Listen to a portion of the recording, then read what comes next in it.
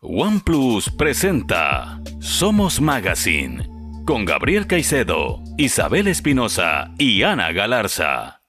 Buenas tardes, amigos televidentes que nos sintonizan siempre a nuestro programa Somos Magazine a través de OnePlus TV. Quiero darle el paso a mi compañera Ana Galarza. Buenas tardes, Gabriel. Buenas tardes, Bruno. Y buenas tardes a todos quienes amablemente nos han sintonizado en este programa que, como ustedes saben, lo hacemos con todo el cariño del mundo y que esperamos que lo que aquí se converse sea de interés de todos. Me siento muy contenta de estar con Gabriel, muy contenta de también poder compartir este espacio con Bruno Leone. Muchas gracias. Bienvenido, Bruno. ¿Qué opinas sobre este paquete de medidas del presidente Guillermo Lasso? Bueno, primero, muchísimas gracias, Gabriel, por la invitación. Un gusto inmenso compartir este espacio con ustedes. El presidente Guillermo Lasso ha hecho llegar un proyecto de ley a la Asamblea que se llama Creando Oportunidades o algo por el estilo, en donde plantea varios aspectos de leyes que deben ser cambiadas en orden de conseguir un objetivo único, que es el mejorar el empleo de los ecuatorianos. Hoy en día, 7 de cada 10 personas de la población económicamente activa no tienen empleo. Y de la forma como va la economía, donde no crece la economía y a su vez la población crece a un ritmo de 1,8% por año, entonces fácilmente podemos colegir de que cada vez va a haber más desempleados, si es que no se hace algo para resolver ese problema. Bien, eso es como primera cosa. Entonces, está por verse el trámite que le van a dar en la Asamblea. Anita ha sido asambleísta, ella sabe cómo son esas cosas y esas discusiones ahí adentro, pero ayer en las noticias veía como 2 mensajes. Uno, de la presidenta Yori, que dice que la Asamblea lo va a estudiar. Hay un área de técnica legislativa que está estudiando a ver si previo al paso al CAL, y después hay el pronunciamiento de 3 partidos, de lo que alcancé a ver ayer: Izquierda Democrática, Social Cristiano y el propio Creo, que dicen que el CAL le debe dar paso a la ley. Sin embargo, hay una representante de UNES que dice que no, porque al ser una ley que trata varios temas es inconstitucional. Entonces, eso primero está por verse. Pero vamos a lo de fondo. Digamos, el presidente ha mandado una ley donde él quiere resolver el problema de los impuestos, de los empleos, y plantea varias cosas. Primero, recaudar más impuestos, pero ahora quieren poner nuevos impuestos. Una parte al sueldo de las personas que ganan arriba de $2,000 mensuales, otra parte a las empresas que tengan un patrimonio mayor a $1 millón y un par de condiciones adicionales, y otra parte un impuesto al patrimonio de las personas. Yo, de entrada, soy contrario a la creación de más impuestos. Yo lo que creo es que los impuestos que el día de hoy hay, se los debe cobrar y se los debe cobrar bien. ¿Y qué estoy diciendo con esto concretamente? De que hay que ampliar la base tributaria. No puede ser posible en este país, como bien se ha dicho, que solamente seamos 20,000 personas las que paguemos impuestos. No puede ser.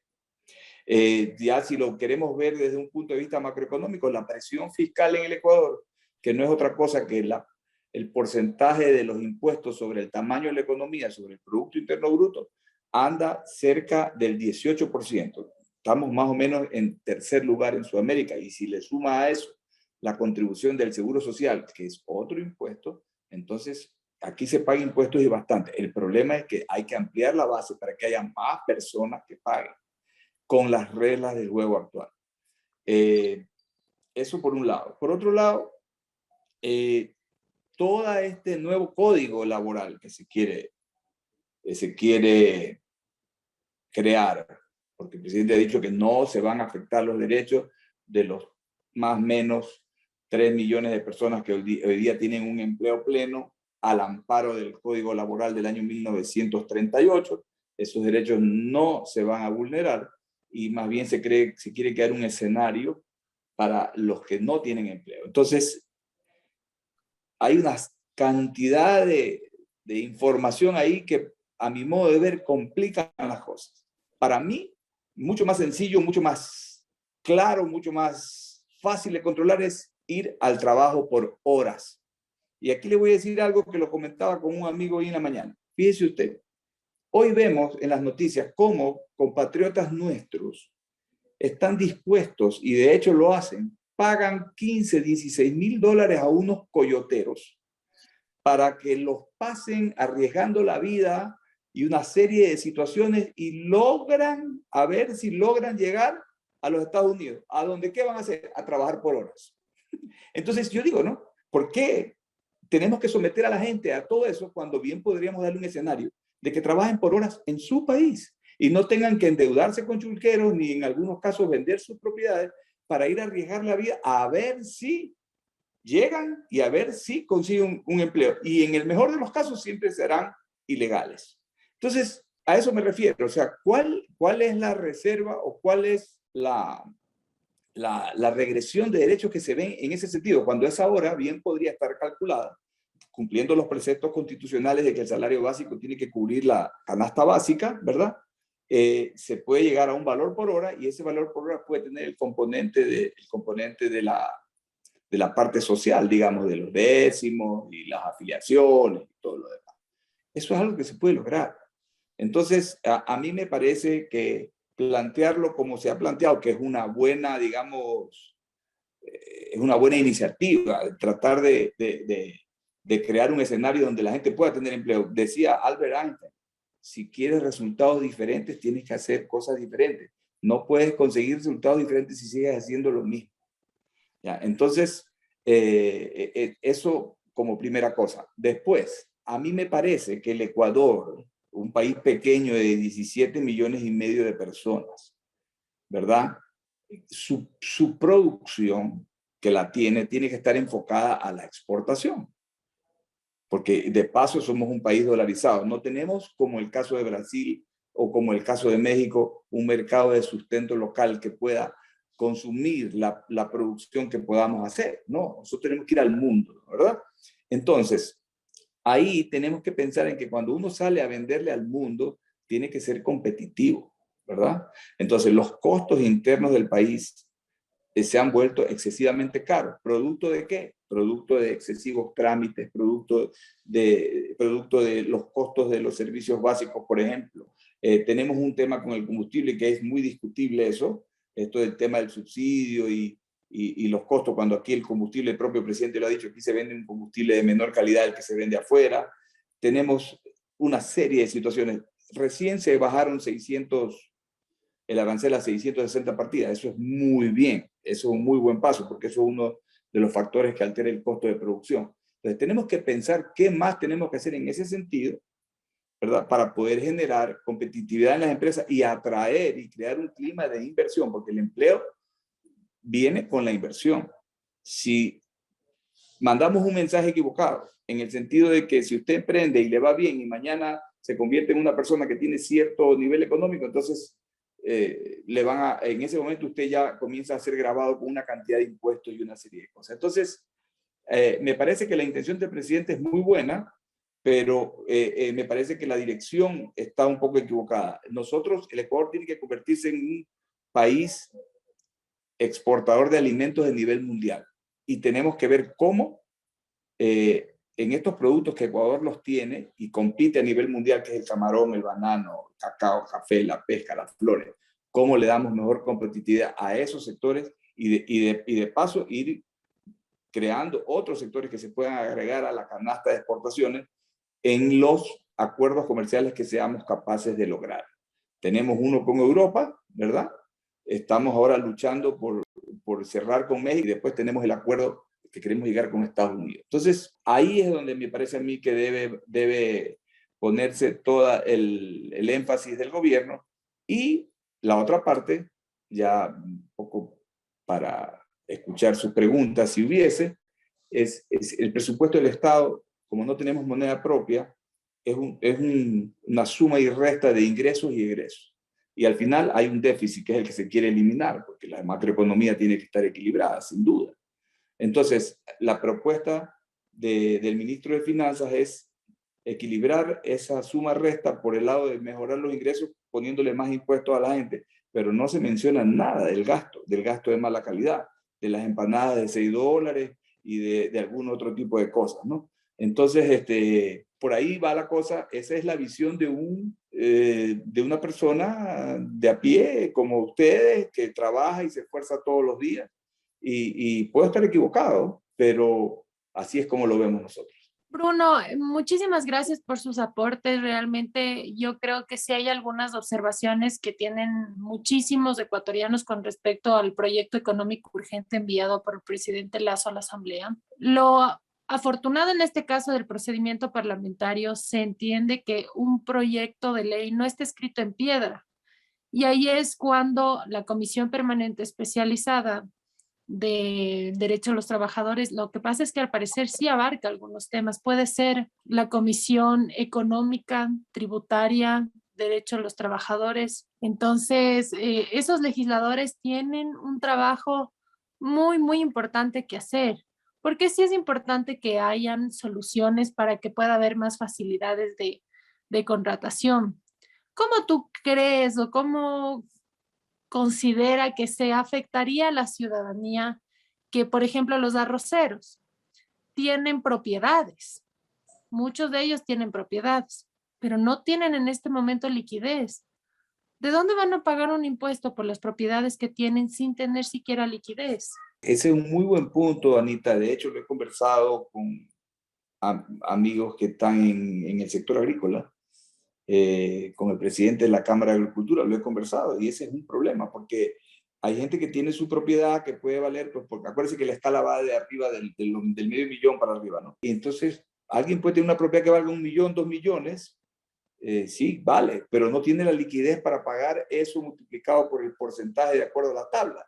Entonces, ¿qué le va a tocar hacer a esa persona? Ir a un banco, posiblemente a coger un crédito para poder pagar esa obligación. Entonces, de entrada, ahí tenemos un problema, digamos, ¿no? Porque hay extracción de dinero, de un dinero que no lo tiene, y encima va a tener que pagar intereses y todo lo demás, sin la seguridad de que pueda generar mañana los recursos para repagar ese préstamo. Entonces, sí es un problema eso, porque el punto es este, Anita y Gabriel. Si alguien llegó a tener algo, como una tierra o como una fábrica o como una casa, llegó a lo largo de los años que trabajó y fue pagando impuestos año a año para ir creando ese patrimonio. Hoy que creaste el patrimonio y lo tienes, entonces ahora eres rico y tienes que pagar. Los que más tienen más pagan el día de hoy en el sistema del SRI, donde están los diferentes escalas de ingresos, ya el que más tiene más paga. Eso ya ocurre el día de hoy. Entonces, no me parece adecuado. Eso va a resultar en una afectación a la producción y va a ser en algunos casos una especie de desincentivo para que alguien quiera animarse a, en vez de tener 200 hectáreas de arroz o de camarón o de banano, que pueda eventualmente querer crecer 50 o 100 más. Porque entonces, si tiene más, entonces ahora van y nuevamente le van a sacar más.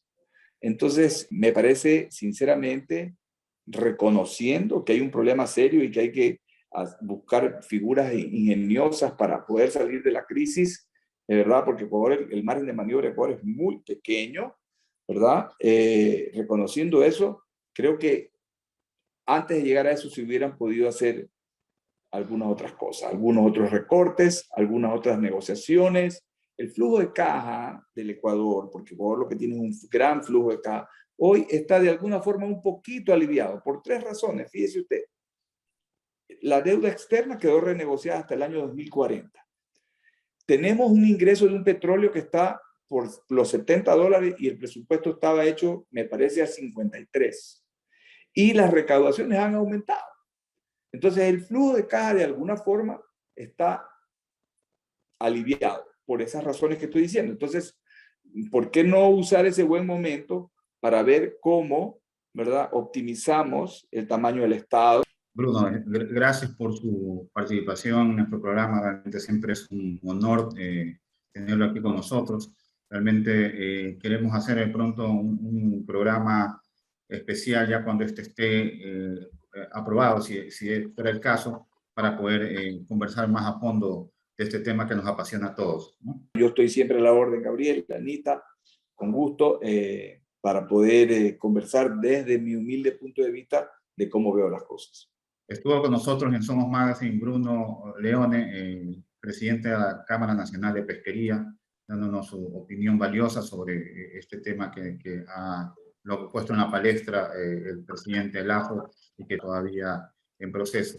Vamos a recalcar que Somos Magazine se transmite los días sábados al mediodía y reprises al mediodía también, el día domingo, y hay otra repetición el martes a las 11:23 y el miércoles a las 4 de la mañana, que es para los ecuatorianos que están en Europa. Pueden sintonizarlo a través del www.oneplus.tv y también a los abonados de los servicios de cable, tanto de CNT, de Extreme y de Claro, en el canal 14, en los tres, y también en el 514. Tenemos ahora a Cristóbal Matute, él es el director estratégico de Crece Ecuador.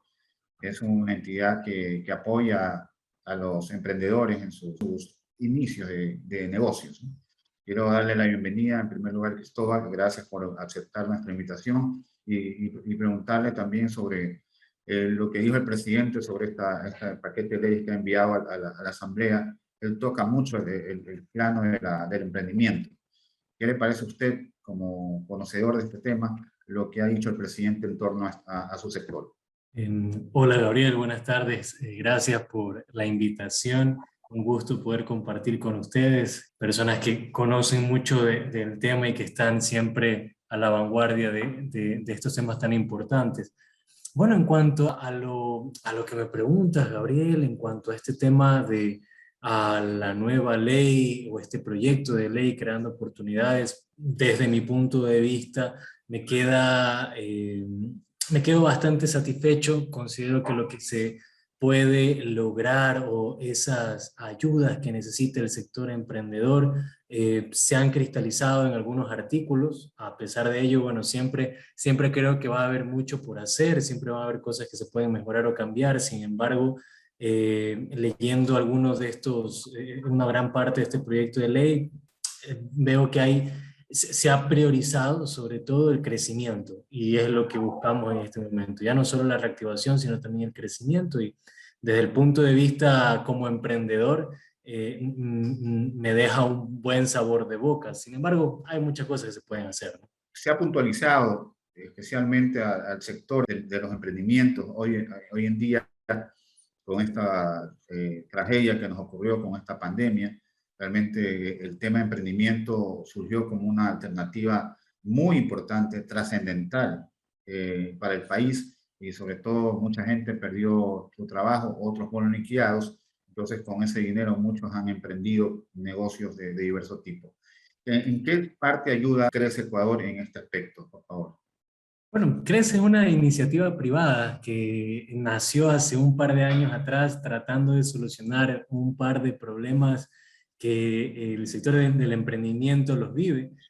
Uno es un problema real, un problema que nos encontrábamos en el día a día cuando personas, dueños de negocios, etcétera, se nos acercaban y nos decían: necesitamos plata, necesitamos dinero, los bancos no nos financian ya, hemos llegado al 150% de nuestras garantías, no podemos pasarnos de eso, o no tenemos esas garantías reales que requiere el sistema financiero, o no tengo el tiempo necesario, y necesito ese financiamiento, no tengo otras alternativas. Y por otro lado, nos encontramos con el problema que todo emprendedor, que toda persona quiere tener: tengo un exceso de liquidez. Habían personas, empresarios, etcétera, que decían: bueno, tengo una cantidad de liquidez que no tengo dónde ubicarla, o sea, está siendo improductiva y quisiera hacer algo con eso, ¿no? Un problema lindo, ¿no? Un problema hermoso, ¿no? Nos sobra dinero y estamos buscando dónde ubicarlo. Entonces, escuchando esas alternativas, sabemos que existe el sistema financiero, pero sabemos que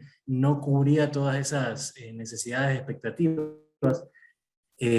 Comenzamos a buscar en la región, comenzamos a buscar a nivel global quién estaba intentando solucionar este problema, porque este no es un problema que solamente tienen los ecuatorianos, es un problema que seguramente ha tenido un montón de gente en otros, y tiene un montón de gente en otros lugares. Y nos encontramos con el financiamiento colaborativo, que son estas plataformas virtuales que mediante su entorno digital ponen en contacto, o sea, conectan estas dos partes, fuera del sistema financiero, pero con legalidad y formalidad. Entonces nace esta idea, el fundador de esta plataforma, Pablo Arosemena, quien en su momento estaba también buscando estas alternativas, se reunió con algunas algunas personas reconocidas en cuanto al tema de financiamiento colaborativo en la región, una plataforma en Chile, que ya en ese entonces estaba moviendo cerca de $200 millones, nos contaron algunas cosas, y bueno, para no hacerles larga la historia, decidimos arrancar con Crece, y algo bonito es que a inicios del año anterior, a pesar de la pandemia, a pesar de todo lo que vivíamos en el tema económico, la Asamblea aprobó un proyecto de ley, que ya es una ley, la Ley de Emprendimiento e Innovación, que reconoce a estas plataformas y les crea un entorno, un marco jurídico donde pueden operar. Entonces, así nace Crece y busca de esta manera conectar a estas dos partes, ¿no? El que necesita financiamiento con el que tiene. Qué gusto saludar contigo, Cristóbal. Yo creo que lo que tú nos acabas de decir es una inspiración muy grande para todas aquellas personas que indistintamente la edad que tengan, desean emprender. Entonces, tú ya tienes algo de experiencia con el tema del emprendimiento. ¿Qué serían dos cosas que tú les recomendarías que hagan al comienzo y qué son dos cosas que les recomendarías que no hagan? Porque a veces uno cree que son necesarias y después se da cuenta que no hacían falta para nada. Qué buena pregunta. Dos cosas importantes cuando uno inicia el emprendimiento. Primero, no tenerle miedo a la formalidad. A la mayoría de personas cuando inicia le da miedo el hecho de comenzar a llevar contabilidad, de facturar, etcétera, porque simplemente le temen a esta carga operativa, simplemente lo ven como un gasto de tiempo, lo ven como un desperdicio. Pero nosotros que trabajamos en la parte financiera o que estamos analizando un negocio siempre en búsqueda de inversión para estos negocios, nos damos cuenta que la formalidad es lo que te permite acceder a financiamiento. Entonces yo sí le digo a todo emprendedor que no le tenga miedo a la formalidad, que comience a facturar desde el día uno, que saque su RUC, que lleve contabilidad, que registre sus movimientos, que mida su negocio, que calcule su utilidad neta, y si no sabe cómo hacerlo, que pida ayuda. Hay instituciones que de forma gratuita en el país brindan ayuda al emprendedor. En Guayaquil está Épico, en Quito está Conquito, en Quevedo está la municipalidad, etcétera, etcétera. Hay muchas instituciones. Y por último, poner dentro de los costos de nuestro emprendimiento la hora de un contador, ¿no? Y pedirle su ayuda también a la parte profesional. Otra cosa recomendable a todo emprendedor es que se vea o que distinga, mejor dicho, que el negocio y la persona son dos entidades diferentes. No son la misma cosa, ¿no? El emprendedor no es el negocio no es el emprendedor, son dos cosas diferentes. Entonces, emprendedores, páguense un sueldo porque su negocio, el dinero de su negocio no es el dinero de ustedes. Entonces, es importante también eso. Y dos cosas que no debería hacer un emprendedor, o por lo menos cuando inicia, yo creo que no debería endeudarse, o por lo menos no endeudarse con financiamiento bancario o del sistema financiero. Porque si bien es cierto, necesitamos dinero para arrancar, si es que nuestro emprendimiento no tiene el crecimiento que esperamos y en el peor de los escenarios quiebra, nos vamos a quedar con una deuda que es obligatoria pagar, ¿no? El sistema financiero nos va a decir, está bien, Cristóbal, quebraste tu negocio, te lo vamos a perdonar. No, vas a tener que pagarlo sí o sí. Entonces, es importante encontrar otros tipos de financiamiento que vayan acorde a la situación que tú te encuentras. Por ejemplo, contarles a otras personas tu visión y que se puedan sumar, ya sea con capital, ya sea con trabajo, ya sea con recursos, buscar a través del crowdfunding, levantar fondos, es decir, contarle a la gente lo que quieres hacer y que te donen, hacer preventa, es decir, voy a vender dentro de 6 meses este producto, ¿quién lo quiere comprar desde ahora? Y después se lo entregamos. Entonces comenzar a levantar capital, etcétera. Hay muchas formas de poder levantar algo de capital antes de tocar la puerta de los bancos. Y otra cosa que no deberían hacer los emprendedores, o más bien lo pondría desde un punto de vista más positivo, ¿no? Una recomendación práctica siempre es que conozcan el mercado al cual se van a meter, pero que lo conozcan bien. Para ello siempre va a ser necesario hacer algunas pruebas, ¿no? Lanzarse al mercado quizá, pero con ciertos prototipos, identificar y no tener miedo a cambiar sobre la marcha. O sea, uno puede decir, mi mercado son las personas entre 30 y 40 años, lanzo el producto y resulta que son las personas entre 20 y 30, ok, entonces toca cambiar. pero no hay problema, hay que cambiar sobre la marcha. Así que nos podemos ir de largo, pero yo creo que son 4 cosas importantes o recomendaciones importantes para el que emprende o comienza a emprender. ¿Cuál es el presente y futuro, por ejemplo, en el caso de Crece, Ecuador, que le ven en este tema de los emprendimientos? Hay algunos inconvenientes que se presentan, quizás faltan algo de fondos, sí se puede hacer una serie de inversiones, sobre todo a personas que han pedido préstamos para sus negocios. Crece Ecuador igual como todo emprendimiento está creciendo. Nosotros recién ahora en el mes de septiembre dimos un paso importante. Antes del mes de septiembre nos enfocábamos en darle acceso a la plataforma a personas jurídicas que tengan al menos 24 meses en el mercado, porque lo que les decía hace unos minutos es real. La mayoría de emprendedores le tienen miedo a la formalidad, no registra gastos, no registra su contabilidad.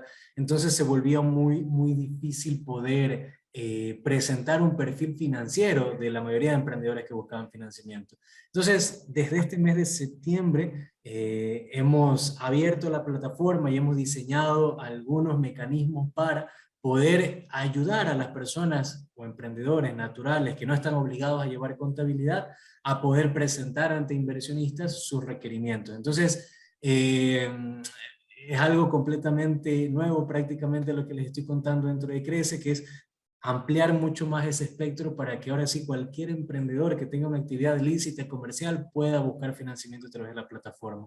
¿Hay personas dispuestas a invertir en estos emprendimientos? Sí, las hay, pero otra vez, yo siempre voy a dar palo en esa parte, formalidad. La formalidad agrega valor. Mientras menos formalidad tengas, menos probabilidad vas a tener de conseguir inversionistas que crean en tu negocio o en tu proyecto que haya iniciado. Entonces, eso es muy importante. Si alguien por aquí nos escucha y quiere buscar financiamiento a través de Crece, aprovechando que ahora en este mes ya hemos abierto nuestra plataforma también para todo tipo de emprendedor, eso, formalidad, no se olvide de eso, formalidad.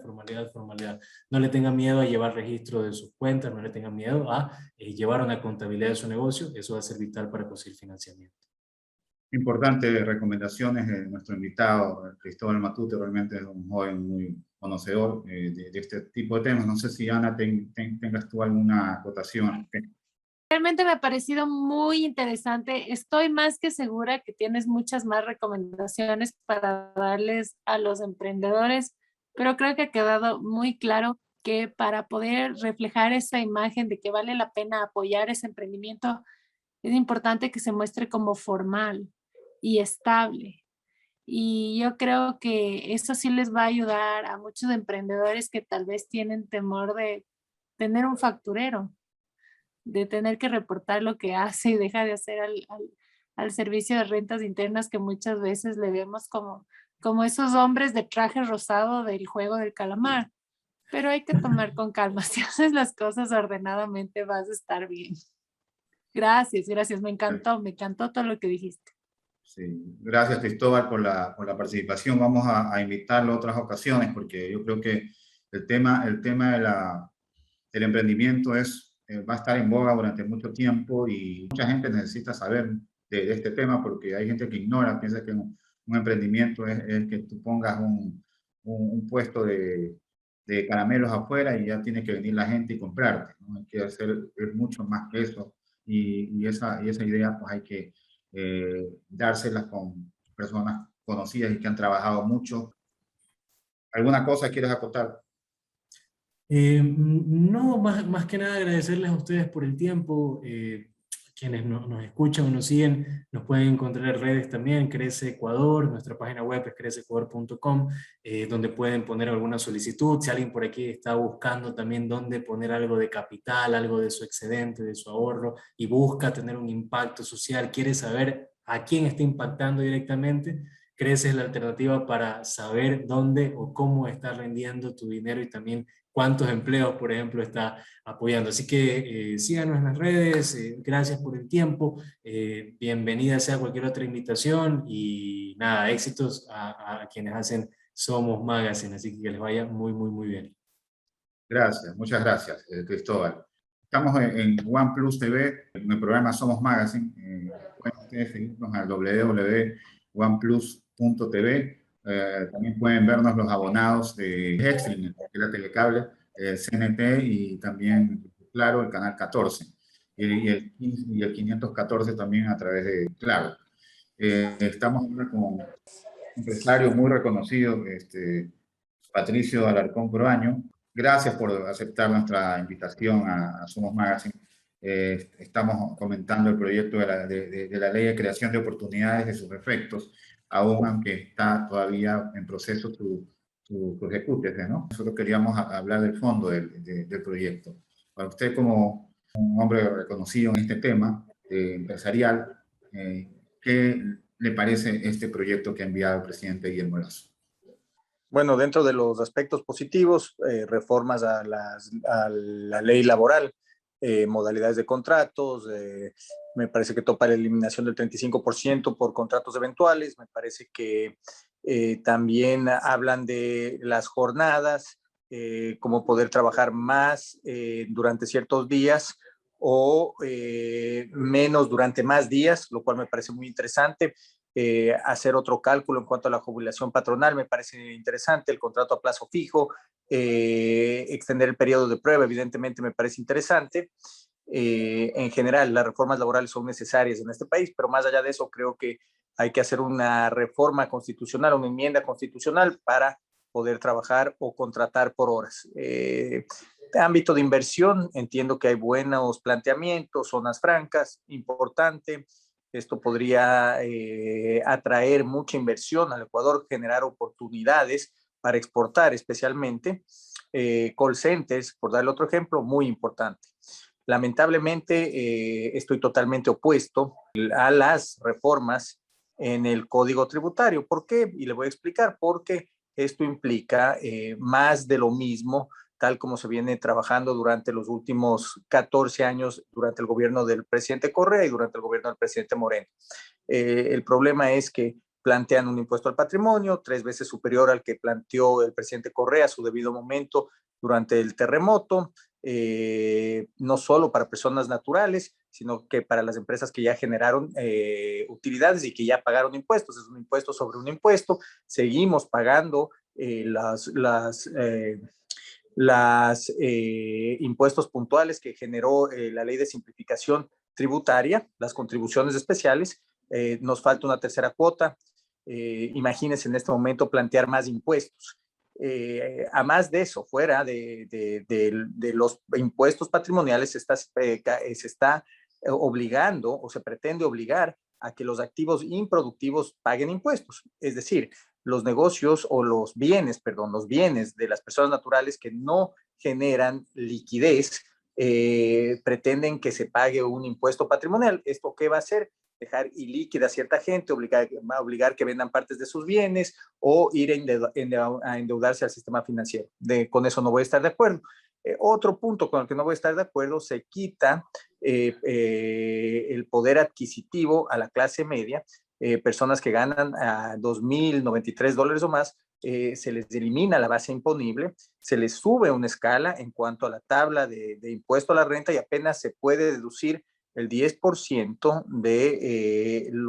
de 7 canastas básicas, que estábamos hablando de alrededor de $490. Entonces, esto lo que va a generar es que baje el consumo de la clase media, que se quede líquida también, mucha gente que se quede líquida porque gasta sus ingresos, porque tienen que mantener algunas cargas familiares, entonces tendrán que también a su vez acudir al sistema financiero y va a empeorar esto también el crecimiento económico, porque finalmente ese consumo debería quedarse en el mercado y no ir hacia el pago de impuestos para mantener un estado obeso. Entonces, en completo desacuerdo. Creo que lamentablemente no está bien asesorado el presidente en materia económica.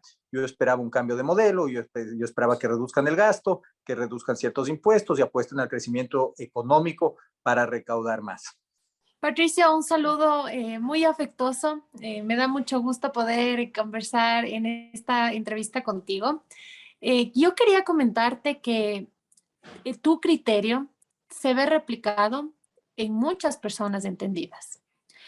Y el tener discrepancias con el proyecto económico urgente enviado por el presidente no significa que se busca una inestabilidad política o el caos nacional, sino es justamente hacerle entender al presidente que hay cosas con las cuales el pueblo no se siente conforme y que no son aplicables tan fácil como creerían.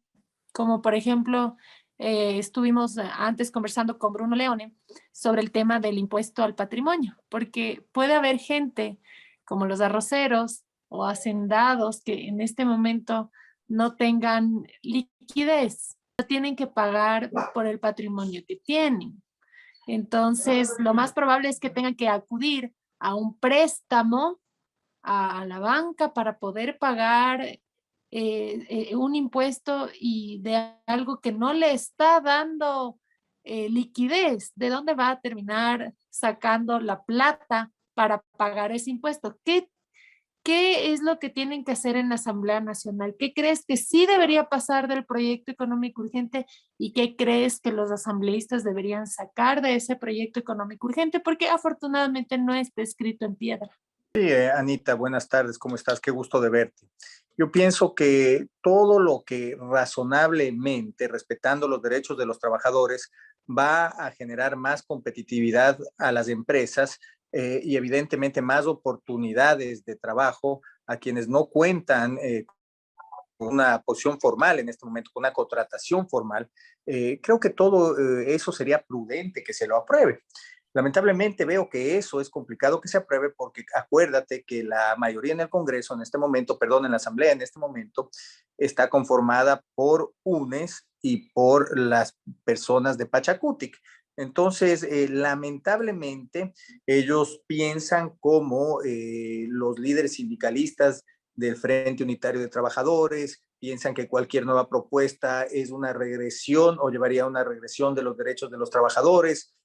Como yo digo, en el mundo casi nada está escrito en piedra, menos el Código Laboral ecuatoriano. Lamentablemente eso no se ha podido cambiar, creo que desde 1938. Entonces, es un problema, es difícil con una asamblea donde no existe la gobernabilidad adecuada, poder generar ese cambio. Yo espero que aprueben esos cambios, no sé si eso sucede. Segundo, hablan de eliminar muchas exoneraciones, lo cual yo no estoy de acuerdo, y eliminar deducciones, pero eliminan exoneraciones por un lado y hablan, por otro lado, de crear zonas francas. Y las zonas francas básicamente lo que generan son exoneraciones de muchos impuestos, y está bien porque tienes la oportunidad de contratar a gente para que trabaje, para bajar los costos de producción, para poder exportar. Y eso está muy bien. Pero vamos de nuevo, muchas veces los asambleístas que tienen una mentalidad diferente, que muchas veces no piensan en el progreso, que son fundamentalistas de izquierda, va a ser difícil que asimilen esos conceptos. Entonces volvemos a lo mismo. Mira, yo creo que todo lo que es incentivos para la inversión se debe aprobar. Está muy bien. Creo que todo lo que es las reformas laborales donde no se topan los derechos de los trabajadores, se compensa el salario básico unificado por las horas que se trabaja, todo lo que sea que nos ayude a contratar más, está muy bien. Y creo que eso es lo que se debe aprobar. Creo que se debe botar al tacho de la basura toda la reforma tributaria, inclusive porque están subiendo ICES a las bebidas no azucaradas, están subiendo IVAs a los vehículos eléctricos, están subiendo ICES a las bebidas alcohólicas. Entonces, mira, eso es un proyecto que nació fracasado. Entonces, ojalá se pueda aprobar lo bueno, se pueda devolver lo malo, no aprobar lo malo, pero a mí me preocupa un tema, Anita, y es que ya sabemos conceptualmente qué pretende hacer el gobierno en cuanto al manejo económico, es decir, seguir gastando y cobrar más impuestos a los ciudadanos y endeudarnos más. Entonces, eso es lo que más me preocupa a mí, porque yo sí considero que la única manera de sacar al país adelante es por medio de un cambio de modelo económico que implica liberar la economía. Bien, ha sido muy clara la apreciación de Patricio Alarcón sobre este tema. Realmente si fuera el caso, ¿tú qué le recomendarías al presidente hacer en este momento sobre esta misma ley? ¿Qué le dirías tú que haga y qué deje de hacer? Bueno, yo lo primero que le recomendaría es que cambie de asesores económicos, ¿no es cierto? Gente que piense en hacer las cosas de una manera diferente para obtener resultados diferentes. ¿Y a qué me refiero? A gente que apunte a reestructurar el Estado central, es una reestructuración completa del Estado. ¿A cuánto se puede bajar el gasto? Eso es lo primero. Lo segundo es qué reformas estructurales realmente va a proponer, pues, cómo la reforma laboral puede estar bien, pero una reforma tributaria que impulse que se generen más ventas, que ayude al consumo para que se pueda recaudar más, ampliar la base. O sea, el 90% del tejido empresarial debe pagar más impuestos, pero eso viene por la simplificación y tal vez por cobrar menos impuestos o hacer más fácil que lo haga. Yo creo que es muy importante una reforma en el código financiero, el código monetario. ¿Por qué? Porque en el país uno de los mayores problemas en cuanto a la competitividad son las tasas de interés que son altas y los plazos que son cortos. Entonces, definitivamente requerimos un cambio urgente en el código monetario, menos liquidez que se tiene que reservar el Estado, o sea, el índice de liquidez, permitir que los bancos puedan invertir en otros negocios, permitir que lleguen bancos de afuera. Creo que hay que hacer una reforma urgente en la seguridad social. Por decreto, primero, hacer cambios que se puede, bajando el gasto para mejorar la salud, pero también los ahorros de los trabajadores pueden ir al mercado bursátil y generar más fuentes de financiamiento y hacer que las empresas crezcan de esa manera. Entonces, yo le recomendaría que revise otras opciones de gente que tenga otra manera de pensar y tal vez no seguir con los mismos asesores que trabajan desde época de Lenín Moreno en el Ministerio de Finanzas. Yo lo que podría apreciar es que justamente muchas personas decidieron votar por el proyecto Lazo por Ecuador Libre y que se liberalice la economía, que hay muchas menos trabas, que no haya un impuesto al crecimiento personal de las personas y que eso no le quite el incentivo para que sigan creciendo y que eso justamente genere empleo. Me preocupa que este proyecto de ley le quite la confianza a la gente y cuando se pierde confianza es cuando dejan de liberar dinero a la economía y se necesita que haya confianza para que se libere ese dinero y haya nuevamente este círculo virtuoso económico. Yo considero que en tu caso, Patricia, que eres una persona que conoce muchísimo y muchas otras personas más como tú, que el país cuenta, si deberían hacer una propuesta formal a la comisión a la que el CAL designe el proyecto de ley para que de esa forma se pueda corregir las cosas que definitivamente la gran mayoría de ecuatorianos no creemos que realmente vaya a ser una solución a la situación actual. Si es que se podría hacer eso, ¿tú qué pondrías como observación a la comisión permanente especializada que trate este proyecto de ley? Bueno, primero tienes toda la razón en lo que estás diciendo, porque por un lado tú piensas que el Ecuador debe recibir capitales, ¿no es cierto? Debe recibir capital de afuera, capital que está afuera de gente que trabaja en el Ecuador, y eso es inversión. Entonces, ¿cómo puedes pedir que la gente invierta diciéndole, oye, invierte, pero sobre lo que inviertas te voy a cobrar un impuesto? O sea, no tiene lógica alguna. Segundo, definitivamente hay que ver en qué comisión, ya sea en la de régimen económico tributario o de desarrollo económico, en qué comisión termina la reforma tributaria, y en base a eso hacer las recomendaciones para que archiven o para que eso no, por último, no pase al pleno. Entonces, creo que esta ley, para la gente que sabe interpretar lo que proponen en cuanto a la afectación económica y la afectación a su bolsillo, creo que le ha afectado al presidente en cuanto a su popularidad. Ha aportado este día Patricia Alarcón, expresidente de la Cámara de Comercio de Quito y gran entendido en el sector empresarial. Gracias por haber acudido a nuestra llamada de entrevista. Queremos invitarlo en próximas ocasiones también para que nos siga dando esa lucidez que tiene sobre este sector y vamos a seguir. Este proyecto va a ser mucha polémica todavía, habrá que mucha tela por donde cortar y podremos invitarlos nuevamente. Muchas gracias a ustedes. Gracias, Anita. Gracias, Gabriel. Un abrazo.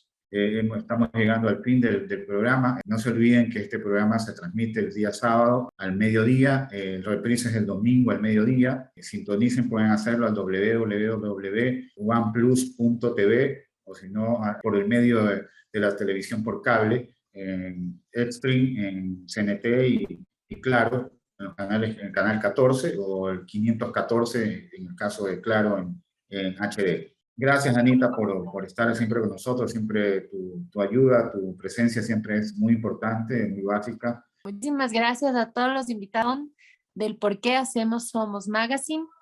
Espero que este programa les haya ayudado a despejar ciertas dudas sobre este proyecto económico urgente enviado por parte del Ejecutivo.